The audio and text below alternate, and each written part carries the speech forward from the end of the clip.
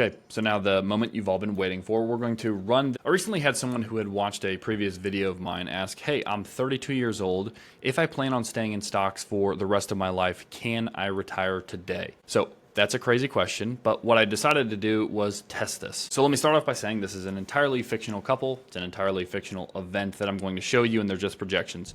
But with that said, let's get into it. Let's say that we have Jack and Jill, and we're planning on them living until 90 and 94.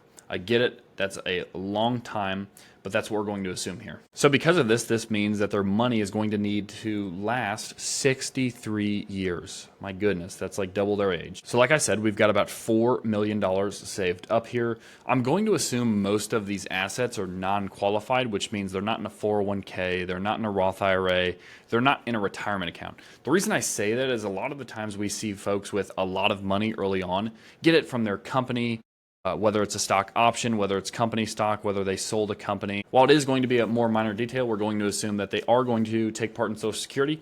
Remember, that takes 10 years of participation in the workplace. So we're going to say maybe they started their career at 22 and they retired at 32. That sounds crazy to say out loud. So they will get some benefit of Social Security starting at 67. And now finally, let's say that they are going to retire and live off of $100,000 present day cash inflated at 3%.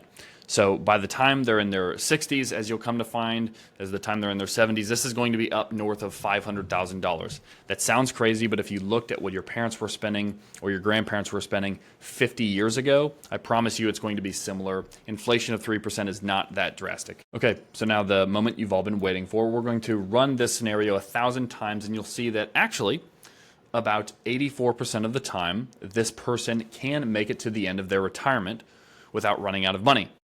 Now, there are so many variables in there. If you talk about 61 years of variables, I seriously doubt it is this high. In fact, I'm going to show you in about 5 seconds here a more realistic scenario in which this person is spending more like $150,000 present day. I got about $150,000, which is just below 4% initially of their $4 million. You're going to see that we have a drastically different experience here. We're in only about half the time we make it to the end of our lives, 90 and 94. So you may think this question is ridiculous. Frankly, there's a lot of younger people growing up in the tech world that are going to be experiencing this. Your friends, your family. This is a very real scenario. So something that's very important to say if you were to come along a situation like this are things like Roth conversions, alternative investments, being able to manage your taxes as you grow your wealth, especially in a non-retirement account, is going to be absolutely essential.